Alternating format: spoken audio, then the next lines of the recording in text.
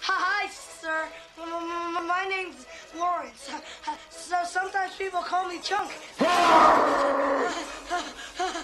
To an entire generation, 1985 was the year we discovered that adventure wasn't hidden in some faraway jungle or ancient tomb. It was waiting right beneath our feet. We remember the Goonies as the ultimate, feel-good childhood fantasy about brotherhood, booby traps, and pirate gold. But if you peel back the layers of this suburban myth, you'll find that the film we know and love was almost a completely different movie. Rock-a-bye baby on the treetop.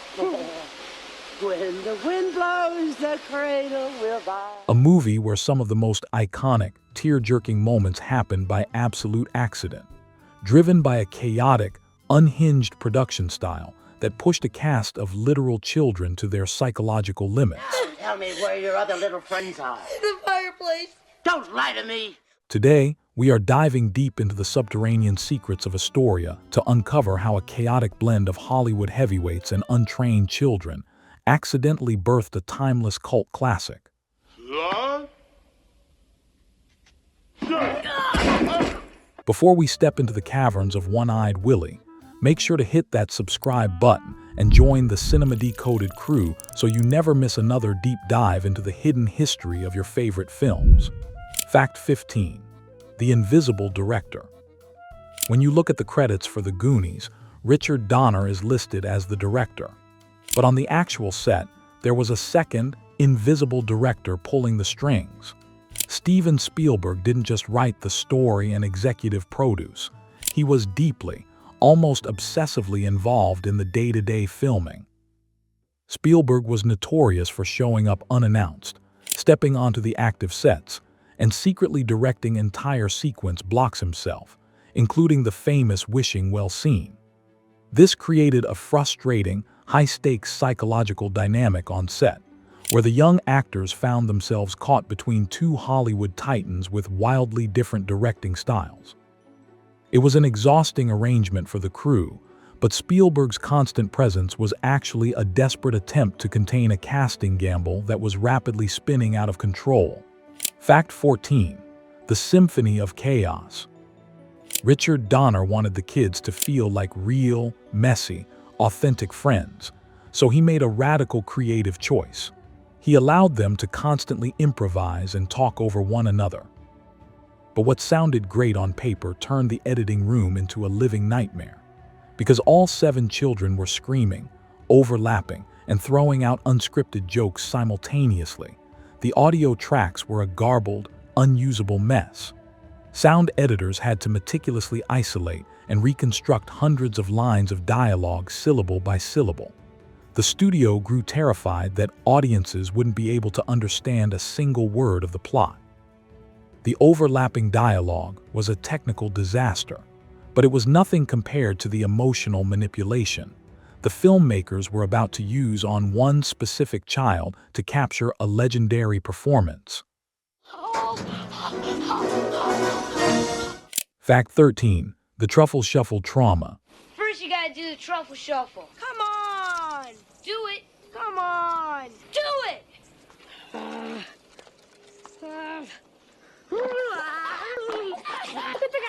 The Truffle Shuffle is arguably the most famous comedic meme of the 1980s, but for young Jeff Cohen, it was born from deep anxiety. Cohen had actually contracted chickenpox just days before filming began. Terrified that he would lose the role of a lifetime, he hid the itchy, red spots from the directors. When Richard Donner suddenly told him to stand on the chair and lift his shirt to shake his stomach, Cohen was paralyzed with fear that his secret would be exposed on camera. He performed the dance through sheer nerves, entirely unaware that his desperation to keep his job would turn him into a pop culture icon and alter his childhood forever. Jeff Cohen's real-world fear grounded the comedy, but the filmmakers were about to introduce a physical presence on set that would genuinely terrify the children the moment the cameras rolled. Fact 12. The 5-Hour Nightmare. to transform former NFL defensive lineman John Matuszak into the lovable, deformed giant Sloth. The practical effects team had to create an absolute masterpiece of makeup engineering. Every single morning, Matuszak had to sit completely still in a chair for 5 grueling hours. Here, this guy had been in the makeup for 5 hours, never said a thing. Wow. He said, "Do I have to do this again?" I said, "I'm afraid." The prosthetic face was highly complex, featuring a hidden, remote-controlled animatronic eye that had to be perfectly synchronized with Matuszak's real blinks by a crew member standing off-camera. The makeup was so fragile and suffocating that Matuszak was strictly forbidden from getting it wet or moving too violently, turning his entire performance into a dangerous, high-wire balancing act. Matuszak endured the agonizing makeup process with incredible patience, but the director knew that to get the ultimate reaction from the rest of the cast, he had to keep this monster completely hidden in the shadows. Fact 11. The subterranean secrecy. One-eyed Willie. Richard Donner was deeply worried that the child actors would become desensitized to the scale of the movie if they saw the sets being built. To combat this, he instituted a strict policy of total psychological isolation. The children were completely banned from entering stage 16 at Warner Bros., while the grand finale set was under construction. They were kept in blackout trailers and escorted with blindfolds whenever they walked near the soundstage. Donner wanted their very first glimpse of the movie's ultimate treasure to be 100% authentic, setting up a psychological experiment that would yield one of the most famous, unscripted reactions in cinema history. The kids trusted their director blindly, completely unaware that the massive secret waiting for them inside that soundstage would leave them so utterly breathless that the entire scene would be instantly ruined. Fact 10. The broken reveal. Oh my God. Oh, wow. When the cameras finally rolled and the blindfolds came off, the children's reactions to seeing One-Eyed Willie's actual pirate ship were completely real. Up until that exact second, they had no idea a full-sized, 105-foot-long ship had been built by hand inside the studio. The sheer scale of the ship blew their minds, but it worked a little too well. Josh Brolin was so utterly stunned by the sight that he completely forgot he was filming a family movie and loudly shouted, "Holy shit!" right as the camera caught his face. The slip-up instantly ruined the take, forcing Donner to reset the entire shot and cost the production precious time. While Brolin's unfiltered shock forced a costly retake, another young actor's unscripted moment accidentally saved the film's emotional core. Fact 9. The tragic improvisation. Chester Copperpot! Don't you guys see? Don't you realize? He was a pro! He never made it this far. One of the most moving scenes in the entire film is Mikey's monologue, explaining the myth of the pirate to the rest of the gang. But if you listen closely to his delivery, it sounds incredibly erratic, rambling, and deeply authentic. That's because Sean Astin wasn't reciting a scripted monologue at all. Right before the cameras rolled, Richard Donner sat a young Astin down and simply told him the pirate's backstory as a raw narrative. He then yelled action and told Astin to explain it to the other actors in his own words. The result was an entirely improvised piece of cinematic magic that captured the true innocence of childhood curiosity. But while the words out of Mikey's mouth were fabricated on the spot, the prop he was holding in his hands possessed a dark, secret physical detail that no one on set expected. Fact 8. The prop director's sacrifice. I gotta go to the bathroom. The iconic treasure map looked remarkably authentic, but just days before shooting, production designer J. Michael Riva felt it looked far too pristine to be 300 years old. To fix it, he spent an afternoon manually aging the paper using spilled coffee. However, he felt it still lacked a gritty sense of history and wanted to add realistic blood spatters to the corners. Finding that the prop department had completely run out of red paint, Riva took matters into his own hands. He took a blade, intentionally sliced open his own finger, and dripped his real human blood onto the parchment. ensuring that the map the kids held throughout the film carried a literal piece of the crew. That blood-stained map would drive the entire plot forward, unwittingly placing the Goonies into a shared cinematic universe with another massive, terrifying 80s creature feature. Fact 7. The shared universe. Hello, Sheriff. I'm at the Lighthouse Lounge, and I want to report a murder. Wait a minute, just hold on here. When Chunk finally finds a phone to report the Fratelli family, the police officer on the line completely dismisses him. The sergeant mocks him by listing off his past wild stories, explicitly mentioning a rumor Chunk started about little creatures that multiply when you pour water on them. Just like that last prank about all those little creatures that multiply when you throw water on them. This wasn't just a funny throwaway joke. It was a direct canonical confirmation that the Goonies takes place in the exact same cinematic universe as Gremlins. Both films were written by Chris Columbus and executive produced by Steven Spielberg, and this hidden nod secretly bound the two legendary universes together forever. Fact 6. The Superman connection. We're in deep shit now. During the explosive third act, Sloth dramatically rips off his outer clothes to reveal a classic Superman t-shirt underneath before leaping to the rescue. While audiences loved the heroic gag, it was actually a highly personal inside joke aimed squarely at director Richard Donner. 7 years prior, Donner had completely revolutionized Hollywood by directing the original 1978 Superman film starring Christopher Reeve. John Matuszak's grand reveal was an unscripted homage cooked up by the crew to honor their director's cinematic legacy, grounding the film's ultimate hero in a legacy of real-world blockbuster history. But as production neared its final days, the filmmakers pushed the boundary of practical effects too far, filming an expensive, terrifying sequence that would ultimately be entirely scrubbed from history. Fact 5. The Phantom Monster. They weren't here a minute ago. But they're here now, Dan. Paul Harvey. If you watched The Goonies in theaters, the ending contains a highly confusing piece of dialogue.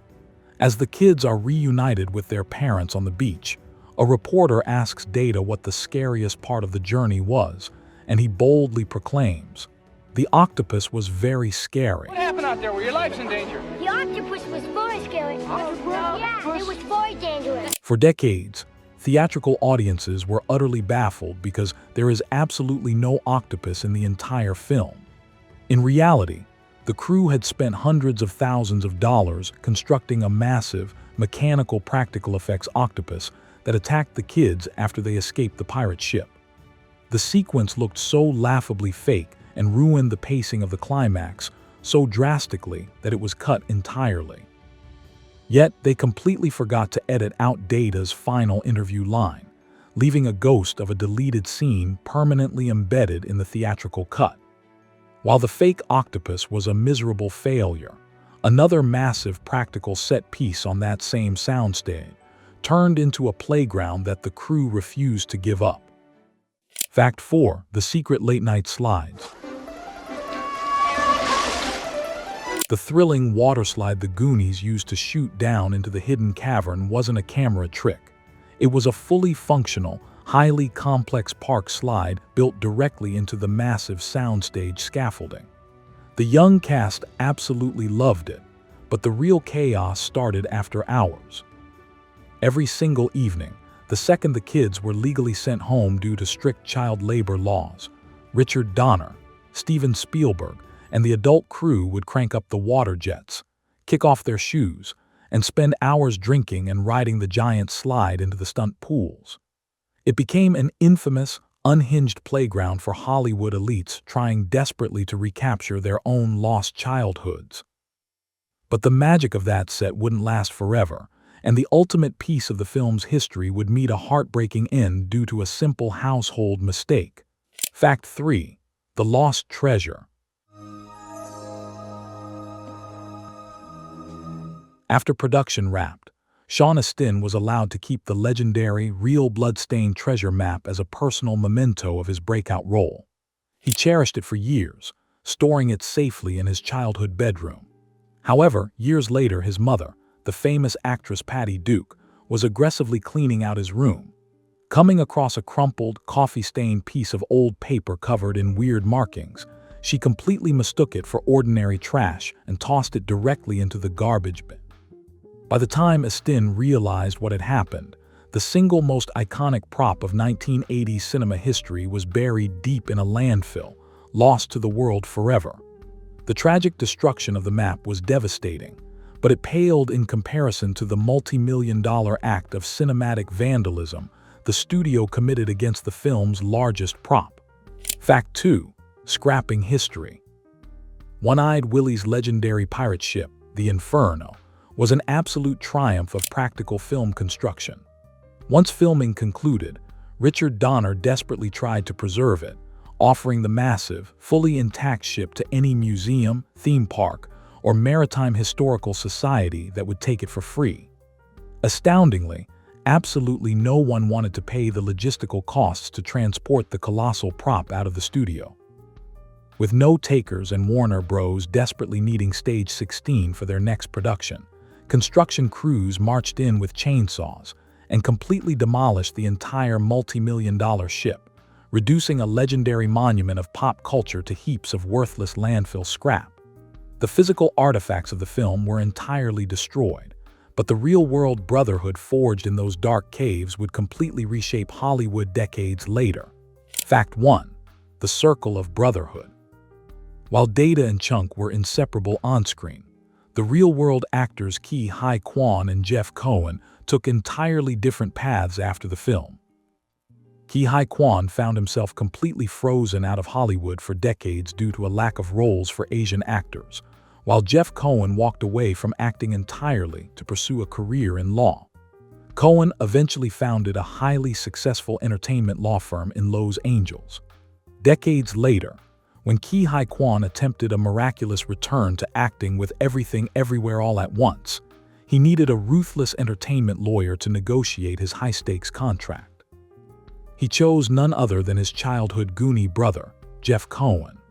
Chunk literally fought in the courtroom to secure the deal that would ultimately land Data his historic Academy Award, proving once and for all that Goonies never, ever say die. The Goonies wasn't a classic because it had a flawless script or pristine production values.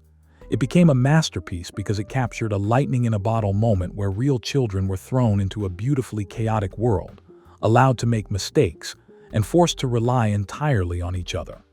The sets have been demolished, the props have been thrown away, but the spirit of that ultimate childhood adventure remains entirely indestructible. Which of these behind-the-scenes secrets shocked you the most? Drop your thoughts in the comments below.